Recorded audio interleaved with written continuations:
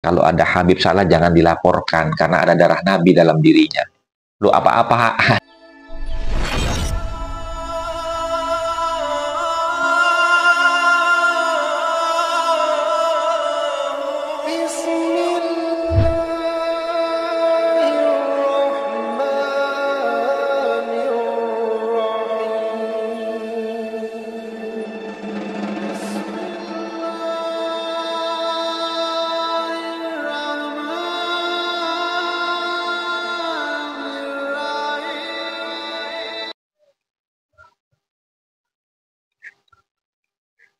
Assalamualaikum warahmatullahi wabarakatuh. Bismillah, alhamdulillah, wala hawla wala quwata illa billah. Asyhadu an la ilaha illallah wahdahu la syarikalah. Wa asyhadu anna sayyidina wa nabiyyana Muhammadan abduhu wa rasuluhu alladzi la nabiyya ba'dah. Allahumma salli ala sayyidina Muhammad wa ala ali sayyidina Muhammad, amma ba'du. Para saudara-saudariku sebangsa setanah air dimanapun kalian berada, para sahabat-sahabatku, para subscriber, para netizen yang budiman, selamat datang kembali di channel Gus Hasan Asy-Syarif Official. Semoga kita selalu dalam keadaan sehat jasmani dan rohani kita, dimudahkan segala urusan kita, dilancarkan rezeki kita, dan diberkahi hidup kita fid dini wad dunya wal akhirah. Amin Allahumma amin. Pada kesempatan video kali ini saya mendapatkan kiriman video yang sudah lama tentang di mana Habib Taufik Assegaf itu, ya, dia mengatakan kepada semua jamaah yang hadir dalam satu momen acara, di mana dia mengklaim bahwasanya leluhurnya datang ke Indonesia ini bukan dalam rangka untuk mengeksploitasi harta dan umat, akan tetapi mereka datang ke Indonesia ini tujuannya adalah untuk berdakwah dan mencetak para ulama dan kiai-kiai yang ada di Indonesia. Nah, kemudian dia juga menyinggung tentang apa sih kiprahnya para jamaah yang hadir ini khususnya gitu loh, kepada para habaibnya gitu.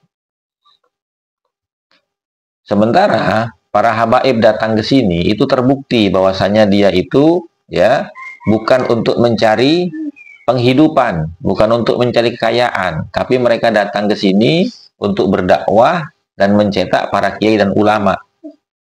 Buktinya, kalian datang ke majelis ini, kata dia, ya, kami potongkan 100 ekor kambing.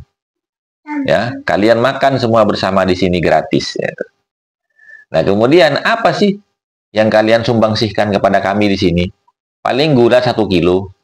Nah, itu yang disampaikan oleh Habib Taufik Assegaf gitu loh. Nah, ini kan satu bentuk, ya, kesombongan yang nyata. Mau ditelaah dari sisi manapun, ini adalah bentuk kesombongan yang nyata. Kenapa? Karena begini, kalau Taufik Assegaf ini, si wali Pentagon ini, mengatakan bahwasanya leluhurnya datang ke sini itu untuk berdakwah, bukan untuk mencari penghidupan, bukan untuk mencari pekerjaan, bukan untuk mencari kelayakan hidup di bumi Nusantara yang gemah ripah loh Cinawi ini, ya, tapi dia untuk berdakwah dan mencetak para ulama dan kiai-kiai. Ulama mana? Kiai siapa yang dia cetak? Terus kakeknya Taufik ini, si wali Pentagon ini, kapan masuk ke bumi Nusantara, tahun berapa? Gitu loh. Ya, mohon maaf. Sanad keilmuan para alim, para ulama di Nusantara ini, ya, wabil khusus yang masih berkaitan silsilahnya dengan Wali Songo dan kerabatnya, itu tidak ada sanad keilmuan dari para habaib, itu nggak ada. Mereka itu sanad keilmuannya, ya, dari bapak ke anak, terus ke paman, ke kakek, sampai ke atas itu semuanya rumpun keluarga zuriyahnya Wali Songo. Jadi tidak ada istilahnya habaib itu mencetak para ulama dan para kiai itu. Justru yang mencetak para ulama dan kiai itu adalah Wali Songo. Ya. Makanya kenapa Robito Alawiyah itu yang dipimpin oleh si wali Pentagon ini, Taufik Segaf ini ya, itu mengklaim Wali Songo itu adalah bagian dari keturunan Ba'alawi. Kenapa? Ya karena untuk melegitimasi kedudukan mereka. Sehingga kalau Wali Songo itu ya akhirnya masyarakat percaya atas klaim sepihak mereka bahwasanya Wali Songo ini adalah bagian dari klan Ba'alawi. Nah, maka apa yang disampaikan oleh Taufik ini benar, bahwasanya leluhur mereka yaitu yang dimaksud Wali Songo. Itu mencetak kiai dan ulama. Padahal ya leluhur mereka bukan Wali Songo. Justru Wali Songo itu adalah leluhurnya para kiai dan ulama di bumi Nusantara, bukan leluhurnya Ba'alawi. Ini kan sangat berbahaya bagi orang yang tidak mengerti sejarah, yang tidak melek silsilah, ya, yang tidak paham tentang dakwah, pergerakan dakwah Islam di bumi Nusantara. Akhirnya apa? Mereka taklid buta. Kalau sudah taklid buta, akhirnya apa? Ya cinta buta. Kalau sudah jadi cinta buta, ya jadi mukibin itu. Akhirnya apa? Apa yang dikatakan oleh Habibnya, salah atau benar nggak peduli mereka. Gitu loh. Nah, ini berbahaya doktrin-doktrin seperti itu. Gitu loh. Nah, kalau memang mau dipaksakan, pertanyaannya, kakeknya Habib Taufik si wali Pentagon ini masuk ke Indonesia itu atau ke bumi Nusantara tahun berapa? Kok sudah mau mengatakan mencetak ulama dan para kiai-kiai di Indonesia ini? Terus muridnya kiai siapa? Apakah Kiai Hasyim Asy'ari itu yang menjadi tokoh nasional pergerakan resolusi jihad? Nah, apakah pendiri Muhammadiyah itu juga yang dicetak oleh klan Ba'alawi? Sementara Anda harus ingat gitu loh ya, bahwasanya keilmuan daripada ulama Nusantara ini bersambungnya kepada Wali Songo. Ya.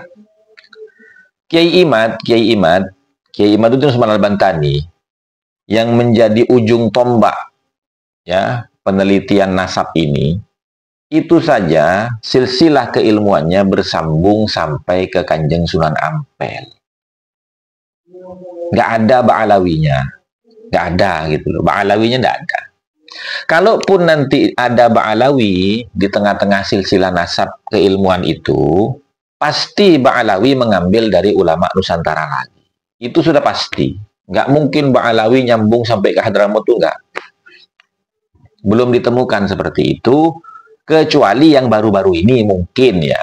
Karena apa? Karena masyarakat Indonesia ini sejak dulu ya, pertama kali kedatangan klan Ba'alawi di 1800 sampai 1900 Masehi, itu mereka sibuk ngaji di kiai-kiai kampung, kiai-kiai langgar, ngaji kepada pesantren-pesantren yang dibina oleh para alim, para ulama, para kiai min dzurriyyati Wali Songo.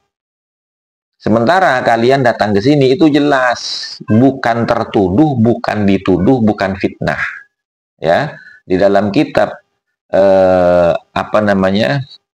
Al-Istizadah fi Akhbari Sadah, karya dari pada Habib Ali bin Muhsin As-Segaf, itu klan Ba'alawi sendiri sejarawannya yang menulis buku itu atau kitab itu. Ba'alawi ya keluar dari Yaman ya, itu dalam rangka apa? Mencari penghidupan, mencari harta, mencari kelayakan hidup di bumi Nusantara, bekerja kepada Belanda. Itu fakta yang tidak bisa dibantah. Makanya, karena begitu banyak fakta yang tidak bisa dibantah, begitu banyak argumentasi dan sejarah yang dibeberkan oleh para konten kreator yang sejalan, yang sefrekuensi dengan Kiai Haji Imaduddin Usman Al-Bantani, MDRA sampai detik ini diam, membisu, terpaku, bersembunyi, tidak bisa menjawab. Kenapa? Karena memang faktanya seperti itu. Gitu loh. Yang ada apa? Penggiringan opini dan framing. Itu langkah terakhir untuk menyelamatkan mereka. Dengan apa? Dengan menjadikan bidak-bidak pion caturnya para mukibin-mukibinnya yang sampai sekarang belum mengerti. Kenapa belum mengerti? Ya kayak tadi di awal pembahasan. Karena mereka tidak paham sejarah, tidak mengerti pergerakan dakwah Islam di Indonesia dan tidak paham silsilah, akhirnya apa? Taklid buta. Karena taklid buta, akhirnya apa? Cinta buta. Kalau sudah cinta buta, ya jadi muhibbin buta. Kan begitu. Akhirnya apa yang dikatakan oleh Habibnya, benar atau salah, dianggap semuanya benar. Bahkan salahnya pun ditolerir dengan apa? Ya maafkanlah. Dia itu kan masih ada darah Nabi. Kalau ada Habib salah, jangan dilaporkan, karena ada darah Nabi dalam dirinya. Lu apa-apaan. Nah, itu sangat berbahaya, teman-teman. Jadi, perlu difahami. Perlu kita semua ini belajar tentang sejarah bangsa dan negara kita, sejarah pergerakan dakwah Islam, dari mulai zaman Wali Songo sampai sekarang, dan silsilah nasab keilmuan ulama dan kiai di Nusantara sampai kepada Wali Songo. Demikian dari saya. Wallahu wal muwaffiq ila aqwamit thoriq wal afu minkum. Assalamualaikum warahmatullahi wabarakatuh.